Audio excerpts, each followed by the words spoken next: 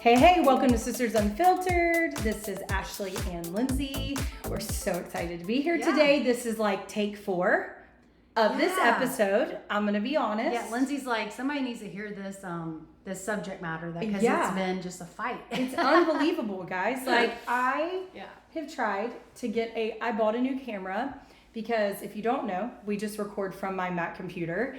And so I was like, you know what, I'm going to get fancy and try a camera. And it spazzes out while we're in the middle of recording.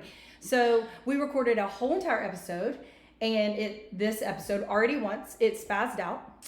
Then we just finally were like, never mind, we're just going to delete it. So we're going to record it again another day. And I just tried it again and it spazzed out.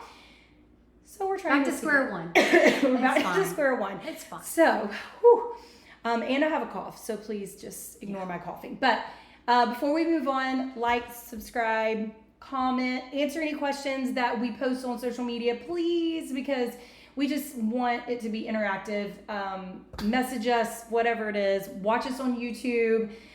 It just really helps us out. Yeah. Share any of our clips that you like would be super helpful. Great. So, and we're also on TikTok.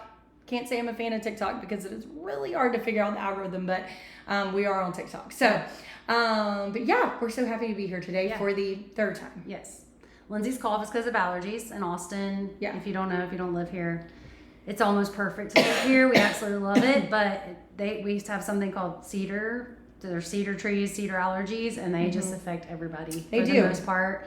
So it's like what everyone talks about, like how people used to talk about, like, you know, you talk about the weather is something like, you know, how's the weather? It's like, how are your allergies? No, it's real. How's the cedar affecting you? Like literally when I go work out, wherever I go, people are talking about cedar allergies. If you cough or sneeze or sniff, everyone is like, cedar fever. Nobody thinks you're sick like you have the flu. No, they're all like, oh my gosh, you have allergies. Yeah. Yeah. If you're an allergist in the Austin area, you probably make bank. Yeah. Because it's real. It is real here. So, and it's really weird because it's in the winter. Which is just like, it's not a spring thing. I mean, there's actually pollen here at all times of the year, but the worst is December to the end of February. Yeah, and it's insane. It's crazy. It's insane. So, so that's Lindsay's cough is from that, I think. Yeah. And then also it's Valentine's week. Valentine's Day is in a few days.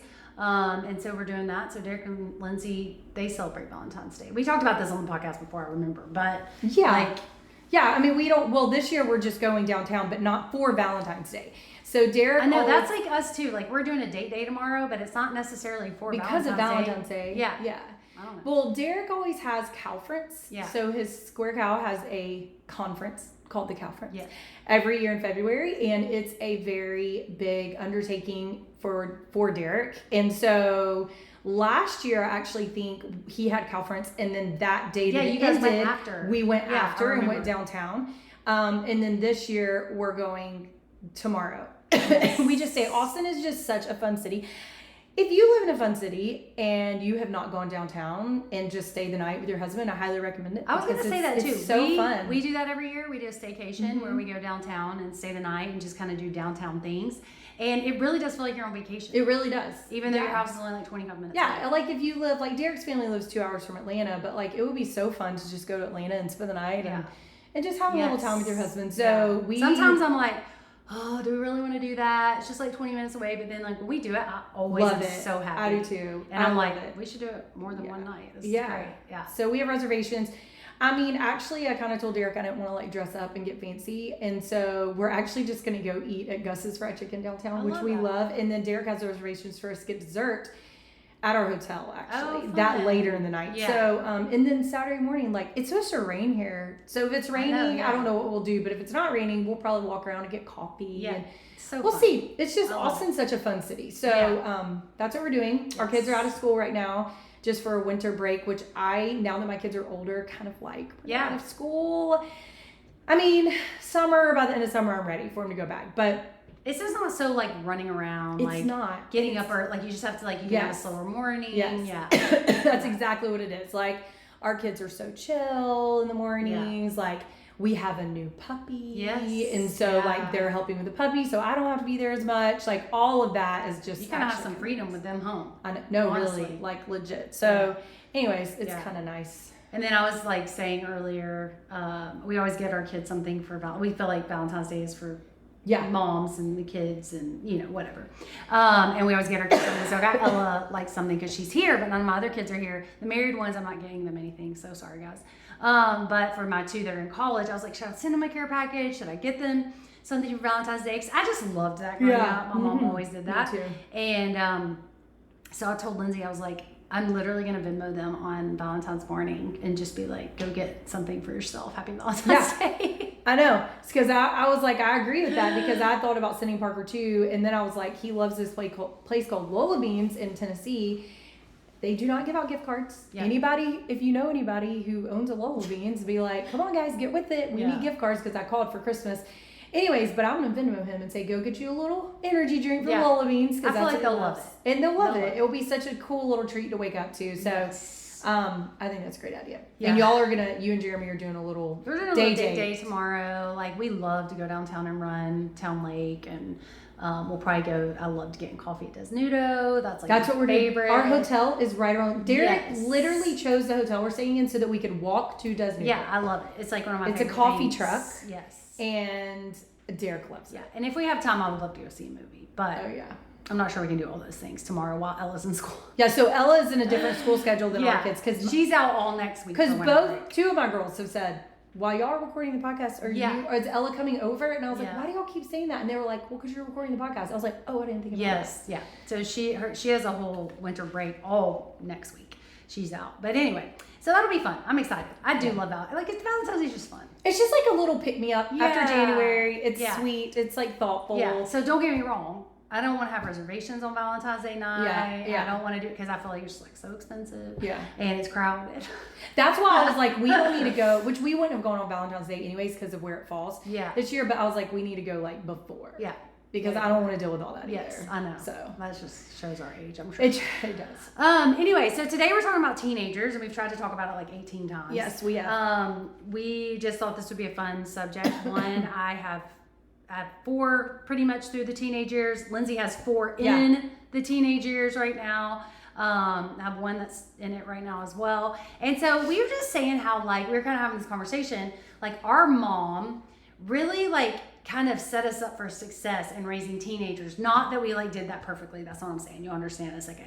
But she really was like, don't let people tell you that raising teenagers are awful, teenagers are the worst, blah, blah, blah, blah, blah. Because she was like, honestly, I really enjoyed y'all as teenagers. Mm-hmm. And she was like, your teenagers get your humor. You start having these conversations, like you get to hang out. Mm-hmm. Again, don't get me wrong, not friends with my teenagers. Okay, I'm not their friend. I'm still their parent. For sure. But it is a different relationship. It is so fun. And I really felt that way too. Now, I'm not saying everything was just like rainbows and, roses during the teenagers. We did have some rebellious times with some of our kids and that kind of thing. But overall, I loved having teenagers. And I actually love having young adults, Yeah, I think it's, I agree. I think that like, Mom used to always say, and we've said this before, she would say stuff like, people would ask me like, how are your teenagers, good teenagers or whatever.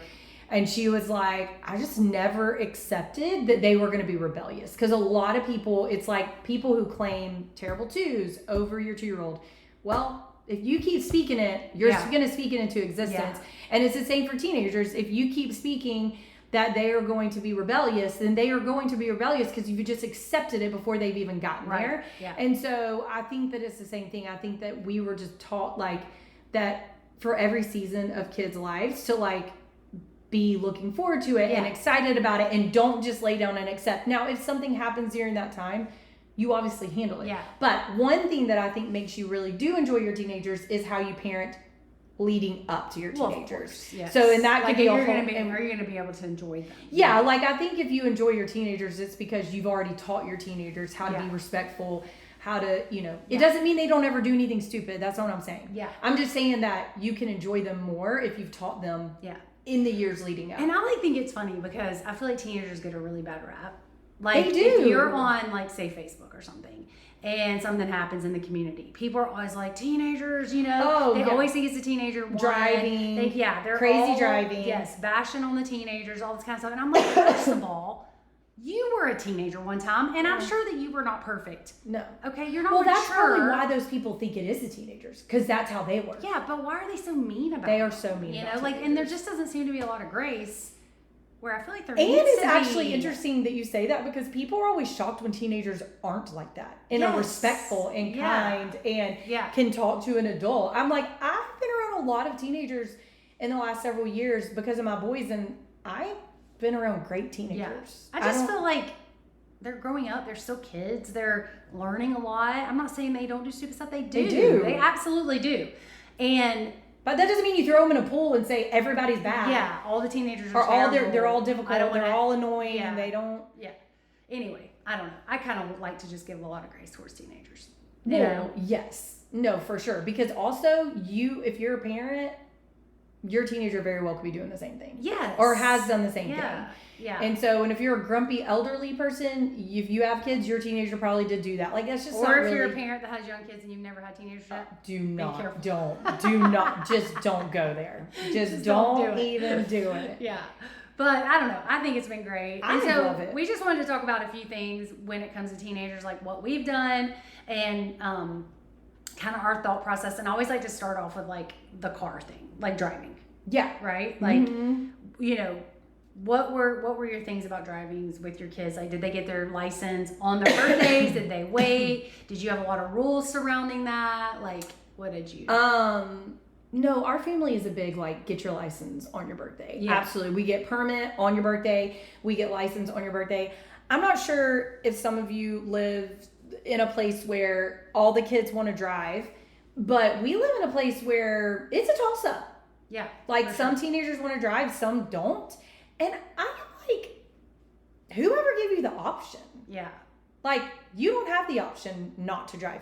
And I know maybe some of you think, well, I will just be nervous for my kid to drive. Okay, well, they're going to have to drive at some point. Yeah. So whether you want to go ahead and rip off the Band-Aid now, and then some of you might come back and say, yeah, but they're so young. I'm like, so what? Whether they drive at 16 or they drive at 21, the experience of driving is what makes them a better driver. So, like, they have to get out there and drive. Yeah. You have to get the reps. You have to get the reps driving. to get good. Yeah. And so I'm like, I mean, listen, by all means, if you have a crazy teenager that's been extremely rebellious and you can't trust them, no, they probably don't need to be driving. But that doesn't mean they can't get their license. Yeah, but that's not what you're talking about. No. That's not what I'm talking about people who just, like, their kids don't want to drive, so they say, okay, and they drive their kids everywhere. Yeah. That is not happening in my household. Yeah. We need drivers. Yeah. I mean, I do think some of it is, like, I can't even imagine not getting my license on my birthday. But, like, for my kids, they were the same way. But also having a big family, I just was like, I'm sorry, Tyler. Like, I need your help. Like, you are going to get your license when you turn 16. You're going to do your permit. You're going to take your test, all the things. Like, we just all of them. So far, we've not waited on any of it. And actually, none of my kids have wanted to wait. No. But a lot of their friends and people we know have. But for us, and also in Texas, like, if you don't know, like, the speed limit is high. It is high. People drive fast and that kind of thing. But I'm just like, for us, it was just like, no way. Like, you're getting a license, you know? Sure. What about, like, rules around, like, once they got their license, like, how far they could go? Could they have passengers in the car? Did they have, like, a different curfew because they were driving or, like, anything like that? Yeah. I mean, I don't really have any rules because the bottom line is we already have so many rules about so many things. And so for me, like, that's not something worth it. Number one, if you're going to say your kid cannot drive with other people in the car, it is going to be very short-lived because they're going to start calling you every time and trying to talk you into it. Yes. I'm sorry. Like, that's just, well, one, they have so many siblings. Yeah. So my kids are going to be used to driving kids in the car from the minute they get their license. Yeah, I mean, my kids have like 4 siblings in their car. And then like, they have cousins. They started driving. And they have cousins too. Yeah. And so it's just like one of those things where it's like, it's going to happen regardless. And whatever, if that wants to be your battle to pick, go for it. Yeah. It was not mine. And so I just have never had that rule. I think it's a good thing what you said. A lot of those things, like, you probably will, if you want to start out doing them, they'll probably be short-lived. They're going to be short-lived. Because I remember with Tyler, I'd be like, okay, you can go to this intersection, but you can only go that far. I mean, that lasted like a week because guess what? I need something like Target. Yeah, and I was like, actually, you can go past that.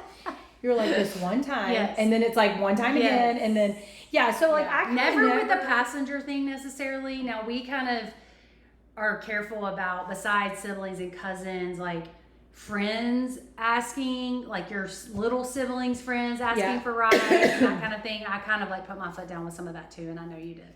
Yeah. I mean, that's like the one thing is like I've had to say, like, you know, Micah is not Amory's friend's driver, right? Because I don't know all her friends' parents, and I don't want there to ever be a situation where he gets blamed for something like and driving other parents crazy. might not be okay with a kid riding with a 17. That's right, exactly. Yeah. And so like that's how I feel. So I did the same thing with Parker. Like I was like, Micah, Parker is not your friends, and they've all been really good about it.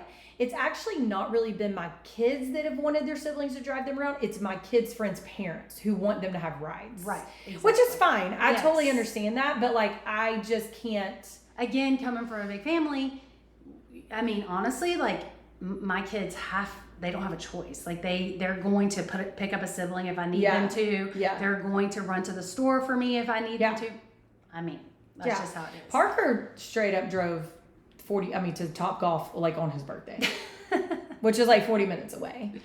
Yeah. Like the first time Micah got his license, when he was driving from DPS, he was like, this is the first time I've ever been on the interstate. That's hilarious. And I was like, I probably told that on here. I was like, oh, that's valid. I should have done a better job with that. Yeah. Now, to our defense, we don't live by an interstate. Like in Alabama, you would get on the interstate to go anywhere. Right. Here, you do not, where we live. And so, like, they drive on main roads, but just like the interstate's just not something they have to get on very often. So, anyways. Who's better at teaching your kids to drive? You or Derek?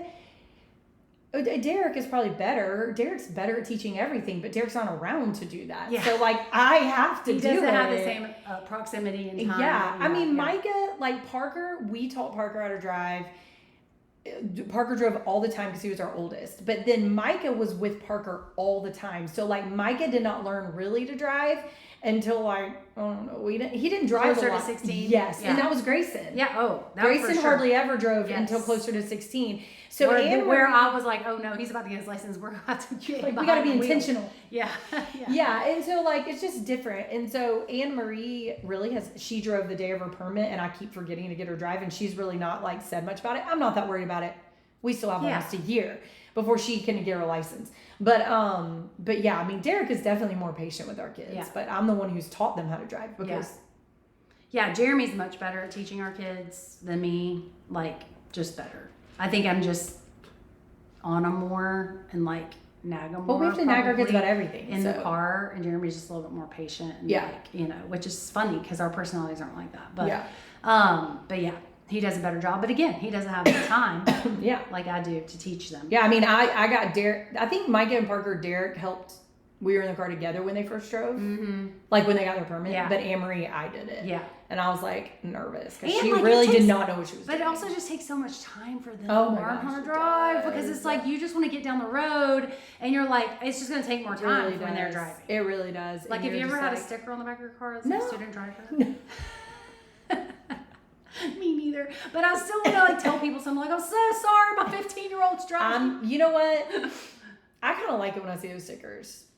I actually think bad drivers should have those stickers on their car just because they're bad at driving in general. But no, I've never had that. But I think I heard one time that people sometimes put those on their car so that cops don't like pull them over. Oh, is that actually true? Kind of smart. It's just such an ugly thing. I know. There's right next to our house, the parking lot right there. Yeah. They do student driver lessons all the time right there. Yes. So that's the other thing. Some people pay for someone else to teach their kids, which maybe is a wise thing because we do did have that to be with Tyler because it was like what everyone did. We had this like driving school here in Lake Travis, and then it shut down after the guy had been doing it for years and years and years. Like he was like a pillar in the community of driving school, and it shut down, and then it was just parent. And I'm just saying, I didn't do as good as that guy. Like, it was much better having somebody else teach them. But don't you think that with anything? I was just telling somebody the other day how the girls are all going to CrossFit. And, like, they respond so much better to a coach at CrossFit than, like, me being like, hey, Ella, let's go work out. For sure. Or whatever. So, same thing with you. I agree. But, anyway. What about cars? Like, I remember, I think that mom and dad told me I was firstborn when I got my car, my Honda Accord, that it was the third family car. I couldn't call it like my car. No, they did Yes, not. That's hilarious. I think they were like, this is the third family car. And I think we told Tyler that too, like when he got his. We're like, just so you know, this is the third family car. Phones. This isn't your car. That's what we do with phones. Yes. We're like, this is not your phone. Yeah. It's our phone. Yes. And you're borrowing. Yes. So, yeah, anyway. But like, what did y'all do with cars with your boys? Like, they got a car when they turned 16. Mm-hmm. Yeah. So we got Parker a car, used car, a used like Honda Civic 4-door. So not what people drive out here, really. Yeah. People drive such nice cars I mean, there's tons of teenagers who drive nicer way cars than nicer us. cars than than I drive. Yeah. And so, but we were like, yeah, heck no, we're not doing that. We do not care. Mm-hmm. And so Derek got him we did surprise him, got him a used little Honda. And we kind of made our plan after Parker was already 16. Yeah. And so, so we got him that, and then we decided to pass that to Micah. And then when Parker turned 18, Derek did buy him a brand new car, but with perimeters, which was, it has to be a Honda or a Toyota. Yeah. And this is something that we think you're probably going to have for like 10 years. So think like wife, babies. Yes. Yeah. Not long term. Yeah, because my boys are so into cars. Like, they think they're so cool and they want to make them like souped up, whatever. And I'm like, think wife and babies. Yeah. Also, they didn't just get to make those decisions, by the way. It wasn't just like, oh, whatever. It was, let's talk about it and we'll see if we agree with it. Which is such a blessing that Derek's able to do that. So Micah has the car that Parker drove. So Micah will actually, because he's going to college early, before he turns 18, he will take the white Honda with him. Yeah. To college for a semester, and then he will come back and Derek will get him a new car and he will give that car to Anne-Marie. Yeah. Guys, it's a great car, but it's for sure like beat up because Micah wrecked it, which we did get it fixed. Parker. Well, so this is my whole thing. Yeah. Like with teenagers and used cars. We all do used cars too. We probably would have never done new cars just because that's not a financial thing that we wanting or able to do necessarily with that many kids driving. But they don't have the reps, just like we were talking about. Yeah. Like, they do not have the repetitions to not bang that car, open the door, it hits somebody, hits a pole, or back into something, or whatever. And it's just like, in my mind, logically, even if we had it, even if we had the money, I don't think I would get them a new car because I would be like, oh my gosh, they're gonna like beat that thing up. Yeah. You know, we have 4 boys too. Lord have mercy. And it just like doesn't make sense because I don't want them to think that that's like realistic. Like the buying, even for us getting them a new car when they're 18, like Parker was so appreciative, like so appreciative, so grateful. Like, you know what I'm saying? So I feel like getting them that at 16, and some people would say getting them at 18, they don't understand it. But even at 16, I just don't feel like they would understand like the value of that, you know? But yeah, I mean, it is really nice because like this car, the white Honda isn't so beat up. It's a great car. But I mean, there's just some scratches on it and stuff. So to me, it's like, oh, it goes to Anne-Marie. We would love to pass it down to all of our girls, but I don't know if that's going to happen because of the way they fall. Yes. Hopefully it can make it to Ava May. That would be the goal. Yeah. Make so it to Ava May. Do you make them pay for gas? Do you make them pay for their insurance? Like, what do you do? Like, how do you set that? We made Parker pay for insurance at first. I don't know when that fell off, but somewhere along the way that changed. Yeah. And so he doesn't pay for insurance, but they do pay for gas. Yeah.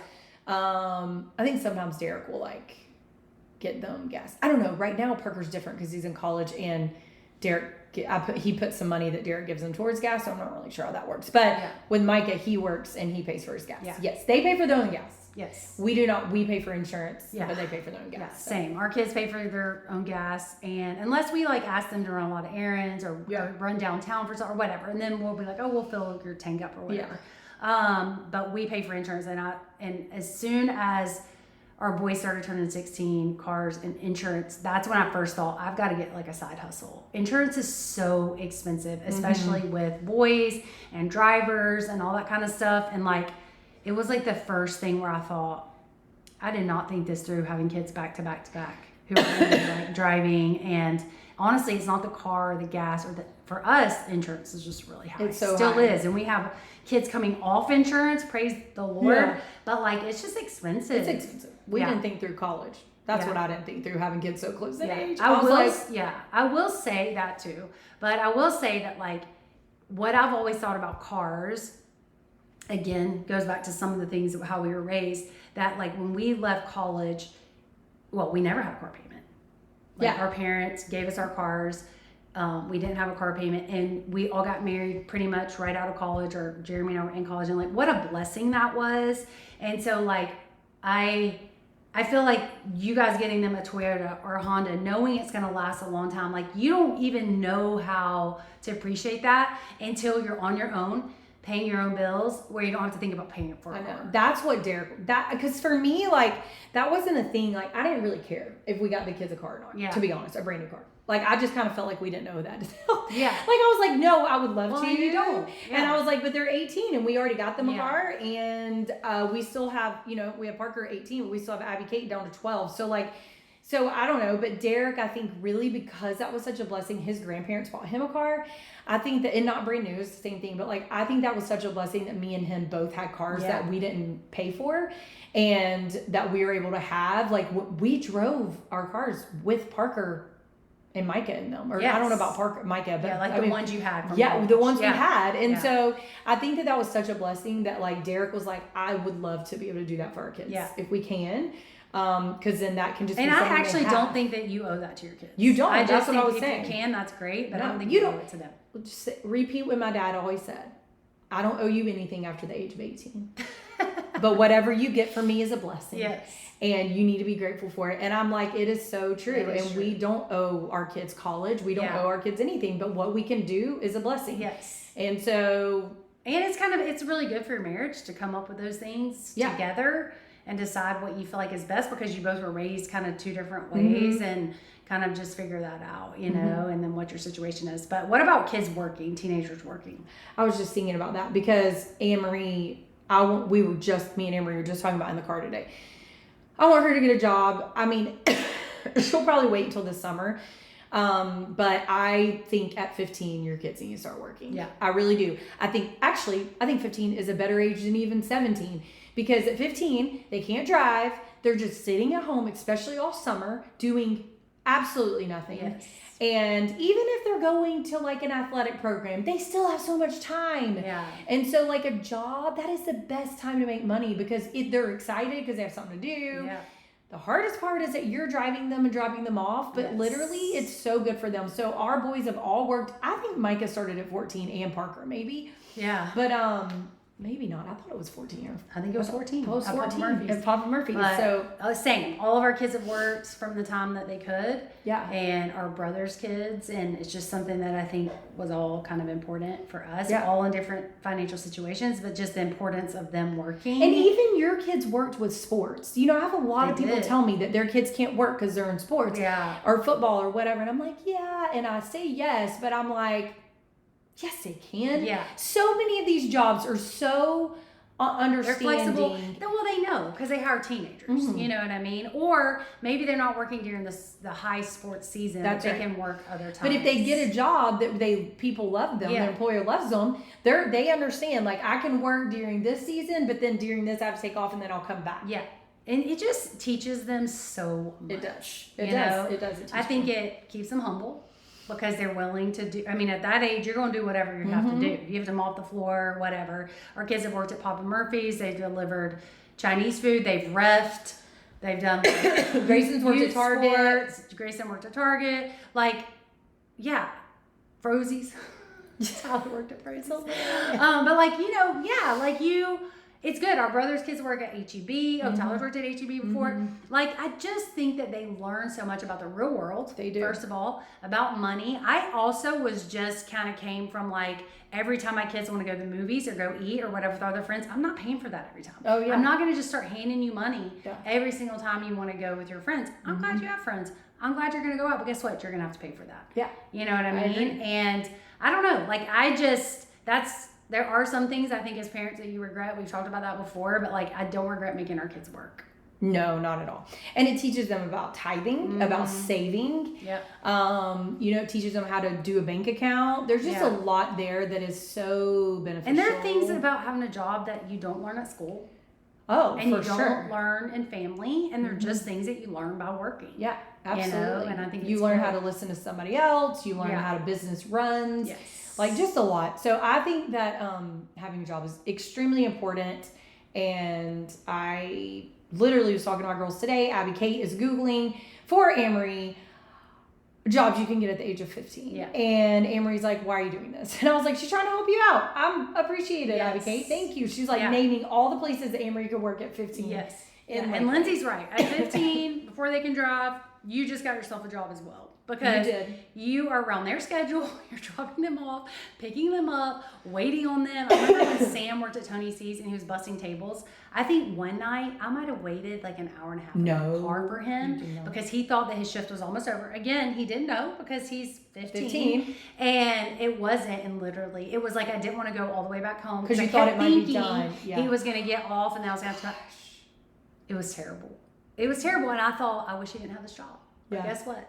So good for I've him. had times where I'm like out to dinner and my kids are like, I'm off my shift. I'm like, what? I know. I'm like, you didn't tell me. Yes. And so it was like, we've had to teach that. Like, hey, you have to communicate with me and your boss about a schedule. Like, it can't be you say the schedule. Oh, but every week when my kids were home and they were working Chinese food, which all of them did, they all would be like, what's my schedule this week? Yeah, that's what my So they would have to communicate with me. What was happening with our family, when they could work, all those things. And those things are just good for them. Or they have to find someone to cover their shift if something doesn't work out. Like, there's just a lot of, like, really, really, really good things about making your kids work. You make them work. Yeah. It doesn't matter if they don't want to. You make them do it. Boy or girl, make them do it. Yeah, I agree. We won't talk about this very long, technology and phones, just because we hit on that a lot of times in our different ages, different kids. That's right. Different rules. Different rules, from getting a phone to what they can have on their phone to all of those things. And it's just a learning process. You know, I do think really, again, it's one of those things you need to be on the same page with your spouse about, and just be wise and discerning and know that no matter what, you're going to have to monitor it. Again, you just got yourself another job. Yeah. For sure. Just monitoring the phone. Yep. You absolutely. know? So we'll just, go right past that. Yeah, we've I don't wish I could remember what episode we talked about phones on. Maybe unpopular opinion episode. Yeah, I think we talk about it a lot because it is a thing. Oh, it's a real thing. And I cannot tell you how many young moms say to me, we are just not getting our kids a phone when they are, when they become whatever, teenagers. And I just am like, okay, you might not. Yeah. Good for you if you don't. But you also might change your mind. Yeah. But and I think we changed our mind. No, we talk. We have a episode where we talk about that. Recently released before this episode. So it's just. I wish someone, like, my parents didn't have to parent phones like with us. So like I wish I would have had a more kind of like, we'll see, instead of like, this is what we're gonna do. I didn't have really like a precedence for it, and so. Yeah, but you were like kind of your kids were like the start of the phones. I know. So I don't think really anybody did. So, but anyway. I was like, I really don't want to get my phones. Like, I don't want to get my kids' phones until a certain age. And I changed my mind. I was like, and I changed my mind. Yeah. Like, I don't care to say I changed my mind on it. I did. And it is, we could go on forever about phones. But if you really have a question, just DM us. Yeah. What about like school pressure, academics, college? Like, how did you guys navigate those things? Yeah, I just think that we grew up in such a our family, me, you, and such a focus was on the Lord, focus on your relationship with the Lord, church friends, that it wasn't that you could fail or do bad, but you didn't have to make straight A's. And I very much so feel the same way about my kids. And Derek was more studious than I was. And so I don't necessarily know if his parents pushed him in that direction. I don't really think they did. Yeah. I kind of just think that's how he was. Yeah. I don't know. He's never said his parents did, so I'm assuming they didn't. But I just really care more about my kids' relationship with the Lord than grades. However, I've had some kids that kind of do well with that and are like, self-motivated. And then I've had some kids that we've had to be like, no, grades is not our primary focus, but you absolutely have to do your work and really push to like do work and shift with the way they look at grades. Yeah. I don't know. Yes. I just care a lot more about character, integrity, who they are as a person, how they're developing in that way than I do about straight A's. And I've told people that in the education system on the phone. Yeah. That, hey, I'm just going to tell you, like, that's not my focus. Yeah. So I'm fine if my kids are not A students. I'm fine if they're A, B students. I'm fine if they're C student. As long as they're doing their best, that's all I care about. Yes. Yeah. It definitely the emphasis is more on spiritual formation than the education. Yeah. But education is still important. Yeah. But it isn't the most important thing. No, I mean, Mom said the scripture so much to us, and I actually say it to my kids. The Lord says he will bless the work of your hand, which means you have to work. Yeah. You cannot. So I believe that with grades. I believe that with everything you do. Yeah. If you put forth the effort, God's going to meet you in the middle. Right. So I've never acted like you can just do whatever you want. Like that's not even how we parent in general. Right. However, to make it the thing, like it's everything rides on that. Your worth on anything, but like your worth is in your grades, in your academics, in your performance, sports, school, whatever. Like that's just not something that we've pushed. No, and it's not. And here's the deal: if that is something you've pushed, I need you to think about this.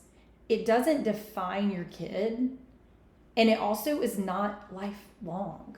Right. Like that doesn't determine their future. It doesn't determine their future. And some of you might say, well, my kid really wants to be a doctor, so they have to do good. Okay, that's great. And I understand if that is what God's will is for them, they are going to have to work hard, but then they need to be doing that on their own self-motivation. And you can walk alongside them with that and make sure they understand that's awesome. But that's not who you are. Like, I kind of think that no matter what you say or push, if your kid's going to be a doctor, they're going to be a doctor. Yeah. If they're going to go into the NFL, they're going to go in the NFL. And there's nothing you can do or can't do to make that happen. Yeah. I don't know. Maybe that's totally off base. But all you can do is walk alongside them and just be like, hey, I'm so proud of you, but I'm not proud of you because you have straight A's. I'm not proud of you because you made it into A&M or UT.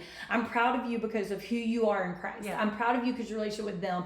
Like, hey, I'm so glad that you are such a good football player, but just make sure you know, I don't care what the coaches say about you, good or bad. I know what the Bible says about you. Right? So if that's the route they're going to go and you feel, let's say this, that is the route they're supposed to go. Yeah. Because it doesn't matter if that's what your kid thinks. You are the ultimate say-so on that because you're the parent. So I think if you're in a relationship with the Lord and are praying for the Lord's will over them, you have a huge impact on that. I think the key is that you are making sure they understand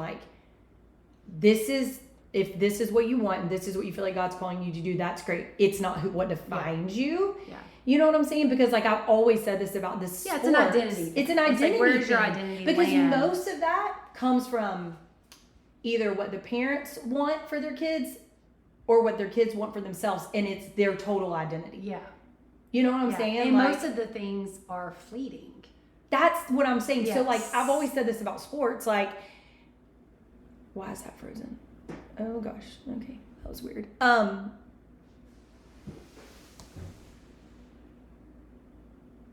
I don't know. It's still recording. Okay. It says device may not be able to keep up. Okay. Hopefully it's fine. It's fine. Dear God. I don't know what is happening right now. So my thing is this, I've always said this about baseball. I'm if your kid becomes an MLB player, great. Yeah. That will end. Yes. At some point. Mm-hmm. And if they have not had a relationship with the Lord or you have not taught them what is the most important and not just, God is the most important. Yeah. An actual relationship with the Lord, church community. What happens after MLB ends? Yeah. And I am talking extreme, who in the world of their kids is an MLB player? Very few. But so I'm just trying to put it in perspective. Yeah.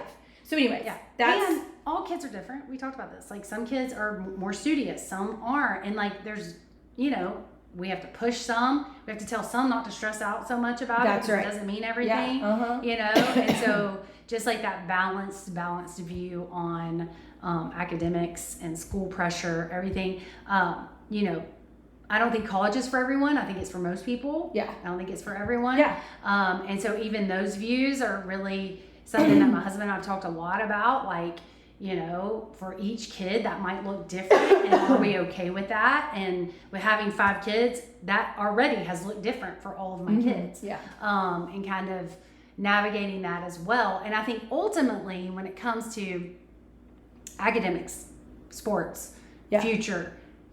I want what God wants for them, and I don't want to stand in the way of what that is. And I think a lot of parents do. Yeah. Unintentionally, Like sometimes. thinking that maybe you just know best. You know better. Yeah. Yeah. I think that it's like they have such a short little lens, small lens of like, you know, my kid wants this. This is where they're supposed to go. This is what they're supposed to do. And I don't think that's fair. Yeah. I don't think that's fair. And I just think that we have to be very careful. That doesn't mean the kid has to call the shot at all, but I just think we have to be open. Yes. And it's hard to be open sometimes, especially when we just have thought like one way. Yes. And anyway, so yeah. What about like sports and stuff? Like kind of the same thing, right? Yeah. Like want to play sports, kids play sports. Do you let kids play multiple sports in one season? Do you? Yeah, like, no, we've set out, have we gone over this before? I think that. Yeah, last week when we recorded this podcast, I know. I'm like, have we recorded?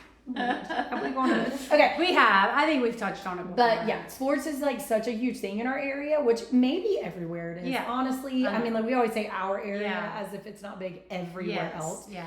I'm sure it's huge everywhere else. And you know, I just, I feel very, very convicted that our conviction as parents is we're not letting sports interrupt Sundays. We're not letting, like Sunday morning church, we're not letting it take over our lives. We have 5 kids. We can't possibly let it take over our lives for one. Mm-hmm. And honestly, one thing that Derek says about our kids, which I really love, is like our kids are very well-rounded kids, which is they like sports, but they also like social life. They love church. Like they're not just focused, so hyper-focused on like one thing like that.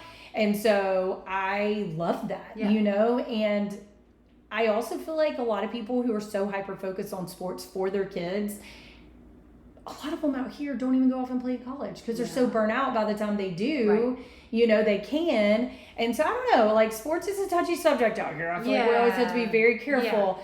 But and like some of my favorite memories are my kids playing sports. Oh, I loved my kids playing sports. You know, for sure. I loved it. I love watching them do really anything that they love to do. But again, it's just one of those balance things. It's being aware of burnout, being aware of extremes, being aware that you're pouring all your money and time into one kid when you have other kids. Yeah. I think it's also determining like, are you wanting them to be a pro athlete?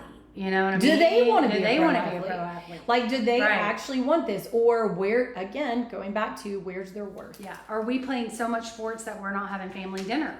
Yeah. You know what I mean? Exactly. Are we, all those kind of things. But I will say this, is that we never let our kids quit a sport that we started, a season, in the middle of the season. And I'm telling you, we had one season of Grayson playing basketball that was absolutely horrific.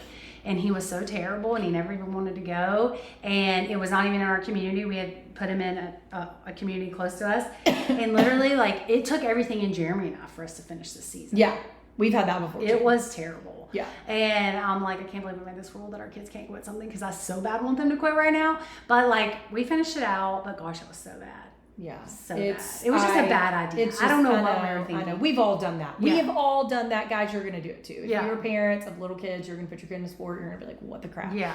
I just think that like it's so sports more than anything out here. I've seen people get sucked in so hardcore. Mm-hmm. Even the people who are like, I don't want to get sucked in. I'm not going to get sucked in. And it's unbelievable. Hard. It is if your kid is good, that's the problem. Yeah. It's not a problem if your kid's not good. If your kid's not good, if you tell me you didn't get sucked in, I'm like, that's because your kid wasn't good. Yeah. Because nobody really cares if your kid's not good. But if your kid is a good athlete, the amount of pressure, invitations to play, begging for them to be on certain teams, it is insane. Yeah. And I am just like, guys, I'm just going to be honest. It's not worth it. No. It's not worth it. Yeah. It's not worth it. Even if you love it, that's a lot of problem I see, is that the parents love it so much. If your kid is exhausted all the time, and I don't even care if you say, my kid loves it, they really want it, and we love it, and it is not a problem. They're not even tired. Long term, guys. Listen, I'm talking if it's overtaking your life. Yeah, that's what I'm saying. I'm not talking like if you're balanced, and let's evaluate balance. That's also off Right. on people. But if you're balanced and your kid's going to youth group and going to church, whatever. Okay, I'm talking about the other stuff. It's like they're never home on a Sunday. They are always gone. They're never at youth group stuff. Maybe they're always with other people. That's another thing I've seen. Like, they're not with you. You're not with you. Yeah. Yeah. Or your select team has chapel and you consider that your kid's church. Okay. You just need to look big picture here. Yeah. Just big picture. It's not worth it. I promise it's not worth it. Yeah. It's worth actually just pulling them from that and putting them in something. If they want to play a sport, let them still play a sport, but let it be much more low key. Yeah. Yeah. That's just my opinion. And I'm seeing this from somebody who raised, so far, I have quite a few kids. Ashley and Jeremy have already gone through this. And guess what? Ashley's boys were good athletes. And they played all the time, but it never interfered with their church life. Yeah, I mean, it was hard not for that to happen and not to get sucked into and not to have to consider certain things they were asked to do. But we just kind of just put the foot down. We weren't going to do that. Yeah. What about curfew? Do y'all have a curfew? Do your kids have curfew? Yeah, we have like a rough little like curfew that's like, I'm not freaking out or checking the clock if they're not home at that time. I think if it's like a consistent, like you're not home by this time consistently, then it's like, okay, we have a conversation. Yeah. But we didn't have curfew growing up. No. At all. And but my kids definitely had curfew. And I don't even know why. I don't know if I felt like it was just a different time. But then also my kids have broken that rule so many times, some of them. And it definitely was a thing where like you have to be home by curfew.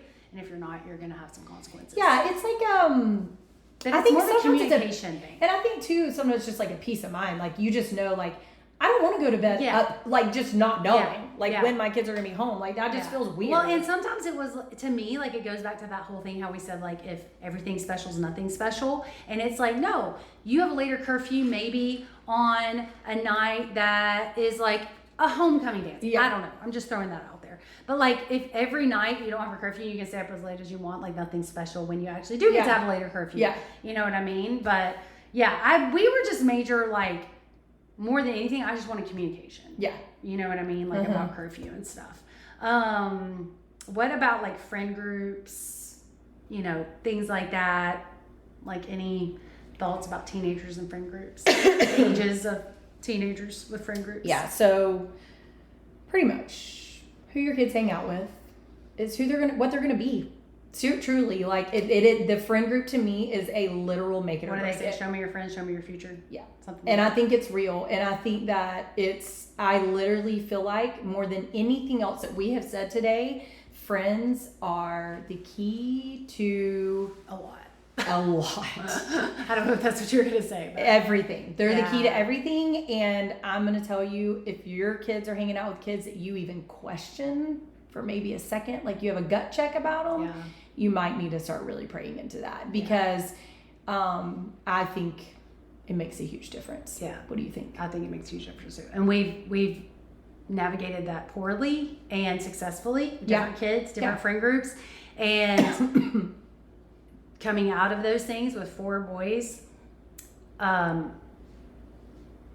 you are going to be much more successful when they have a friend group that is trustworthy, that all make good choices for the most part. I'm not saying they're perfect, but you know, there's a big difference. There's a huge difference in how you feel about them going to do things, who they're with, all that kind of thing. Yeah. It's very, I would say when we're talking about this subject more than maybe any of these others, is just really leaning into what the Holy Spirit is speaking to you about your kids and their friends. Mm-hmm. Yeah. I just think I've seen in a lot of parents that really struggle if their kids are not with the popular crowd or have a lot of friends, or like there's a lot of stock on the number of friends your kids have. There's a lot of like are they getting invited to all the things? Yes. Yeah. And I'm just like, it is such wrong thinking. Yeah. And I don't want to say that about everything, but I do think that is really, really bad way to look at things. Yeah. And I understand why you think that, but I don't think that's the way you need to think. I think friends are so overrated in the sense of like a large friend group is what your kid needs. Yeah. Actually, no, that's not actually true. Or I think we think that it's a sign of like they're doing well. Doing good. That's right. They're doing well because they have so many friends. Yeah.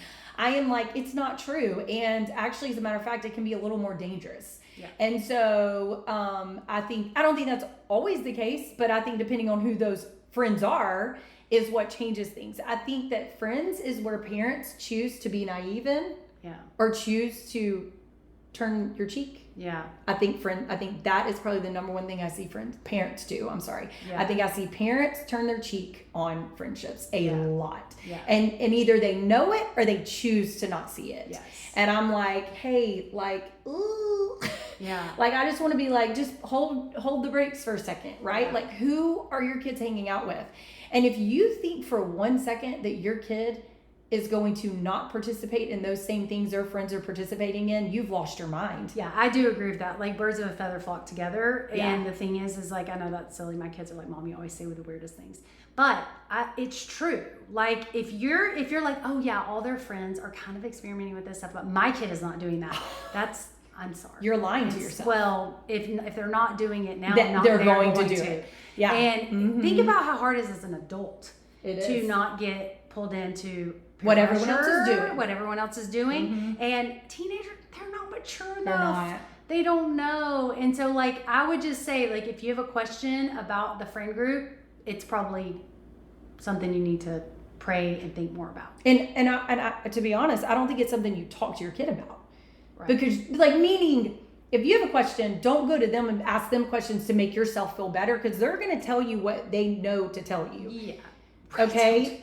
So don't be you like... You can talk to them about their friends, but you don't need to put stock in what they're saying. Yeah. Like, that's what I'm saying. Yeah. Like, don't be like, well, I talked to them and they said that they don't do this, and this. And I'm like, okay, I don't think that was a very smart decision. Like, that is like something that like I like feel like is easy to spot. Mm-hmm. And so it's huge. Yeah. It is a huge thing. And I've told my kids, I would rather you have no friends and just have your family than have friends like that. Yeah. Because it's not worth it to me. And as a mom and an adult, we can see the big picture. Yeah. And whatever, if you choose to hang out with people like that when you're in your 20s, that's your choice. But under my roof, this is just the route we're going. Yes.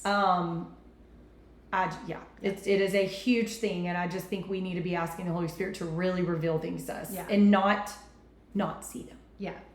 So last thing is just like really like church. Mm-hmm. Like something, obviously, if you've listened to our podcast for 2 seconds or know us at all, like that's a huge value of ours with our kids and them going. And I've had a lot of people ask me like, you know, what if your kids don't want to go to church, or do you make them go? And like, honestly, I think because it just was never an option. Yeah. It's just something we do. It's who we are. I mean, I don't know. What about you? Have you had kids push back about not wanting to go to church, about not wanting to be involved in church, that kind of thing? I've only had kids push back like every once in a while about not wanting to go to something that night. Like very, very seldom. Abby Kate really didn't want to go to youth group for a while. Not like at our current church, but because I think she was the youngest and it was like uncomfortable. Also, she didn't like love sitting in a service. Because she was like 11, but I was like, yeah, you're going to youth group. Oh, well. Like, we're just going to push through that. I've never had a kid just push back on church in general, and it's just never been an option, so I think that just doesn't matter. Yeah. I think it's the way... Oh, sorry, go ahead. No. That's all. I know. I think it's the way you present church to your kids as well from an early age. And even if you change your mind and you do it when they're a later age, I think that we make sure that it's a good thing is to make it a life-giving thing. Yeah. It's not like we have to go to church. We get to go to church. That's right. It's your lingo. It's what your verbiage. Yeah. Like, how do you speak about it? What do you do on a Sunday morning? Like, is it joyful? Do you have worship music on? Do you make it fun? Do you have a fun breakfast? I'm not saying you have to do that every Sunday. We most certainly do not. But I'm just saying, like, I remember growing up, because my parents did a great job at this, and it was like church was just something we all wanted to go to, but I think it's because of how they presented it. Yeah. You know? And like they did stuff like we went out to eat afterwards. Right. Or you know, when our church we're in now, a year ago, we were in a hotel for a very short amount of time, and I told the boys they didn't have a choice. They were going to be on the setup team, which was like so early in the morning. I don't know, like 5 in the morning or 6 in the morning. And so I was like, I'll get you an iced coffee. or I'll go get you a coffee. Right. And we'll get a coffee on the way. I didn't do that every single Sunday, but I did it for a little bit because I want them to see the reward in that and have a little bit of an incentive. So I'm not saying you have to do that all the time, but there are times where you can make it enjoyable if your kids are struggling with it a little bit. And also that doesn't mean that you let them call the shots. Oh, your kid doesn't want to go to kids' church. Oh, well. I mean, my kids sometimes don't want to brush their teeth. But I'm like, you have to. Yeah. I mean, I'm just saying, it's there true. are certain things that your kids are not going to parents do. don't like, they have a hard time with that concept. Yeah. Oh, they just really don't like kids' church. They just really resonate with adult church better. Well, how old are they? 10? We'll put them in kids' church. Yeah. Because it doesn't matter. There's no possible way they are comprehending what is going on in that adult church. Yeah. I don't care how smart your kid is. Yeah. They're 10 for a reason. Yes. They need to be in a kid's church. 8, whatever, quit trying to take them out of where they fall in their age range. Yeah. And just make them go. Yeah. And eventually they'll find friends and love it. Yeah. I do. I think that you can just make it a very life-giving, fun thing for kids to do. And it isn't about pressuring them in their faith or anything like that. But just like we talked about, you're going to learn things in a job you don't learn in school. There's things about church life that your kids are going to learn and take away that just, I think, are amazing for them. Yeah, and also, depending on what kind of church you go to, oh my gosh, they're always looking for people to serve. Yeah. So, get them to serve on a Sunday morning. If they're high schoolers, make them be on the greeting team. Yeah. Or make them do something that, or in the kids' church. The high schoolers are great in kids' church. And some of that also makes them feel like they have a purpose. Yes.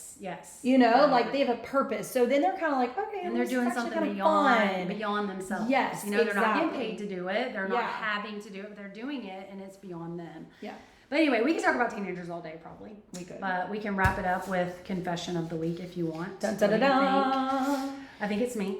So, are you doing the same confession, the same one we've done every time we've recorded this podcast? Yes. I mean, this episode? Yes. Because I got to save these up, if I have a new one, I'm going to save it for the next time. But my confession of the week is just I can't believe we just talked about teenagers and parenting and all this stuff because it's really bad parenting probably. But Ella, we had a busy Sunday and she had youth group that night and it was just late and everything. And the next one she just started a new school and she was did not want to go to school. She was laying on the couch, did not want to wake up, did not want to go. And I mean, I all out just bribed her to go. I was I will take you to Starbucks and get you a drink and something to eat if you get up and get ready and go to school. And I literally am did I ever do that with the boys? I don't think so. Well, because you couldn't, because then you would have to do it for all of them. Yeah. That's another thing. She's the only one home. But I literally was just I'm not fooling with this today. I am not. I need to have a good day. That's and hilarious. If she doesn't go to school, it's not going to start off with a good day. And you know what? If she's smart, she'll probably try to pull that stuff again. I hope not. I hope it was just a one-off. She hasn't done it again, but I literally I bribed her. No, but that's exactly what I just said. I bribed the boys to go to help us set up. I got them iced coffees. It's almost it's a tool in your back pocket that you sometimes have to pull out. Sometimes. And that's the key. Because it's no longer a tool if you use it all the time. That's true. So you use it sometimes. Yeah. And you know what? Yeah. Bribing works sometimes with your kids. Yeah. I mean, truly, it's when your kid is 4 and they're pitching a fit about going to something the babysitter coming over or going to childcare at church. And every week you're you're going to get a punishment if you don't go in there, because they're old enough to understand. And then one day you're if you go in there good, I will get you a lollipop. You're switch it up. Yes. You're maybe this will work. You're you know what? I'm going from mean mom to what? I will get you a cookie. Yeah. You're whatever will work. I know. I think that day it was I'm either going to have to choose one or the other. And you know what? One is a little bit easier than the other. Sometimes. One is a lot easier. Sometimes. Yeah. So. That's a good confession. And it's actually true. Yeah. Anyway. It's a little harder for me to do stuff like that because my kids are so close in age. So it feels if I do it for one, I have to do it for all of them. I'm not proud of it. It just happened. We went to Elevation the other night and Anne-Marie's will you please buy me merch? And I was no, because then I feel I have to buy merch for all of y'all. That's true too. Which I mean, we don't, and there's times where we don't, but at the same time, I was I don't feel like it. I know. I don't want to fool with it. I know. Yeah. Anyways. Okay. All right. That's good. Thanks for listening. Guys. Bye.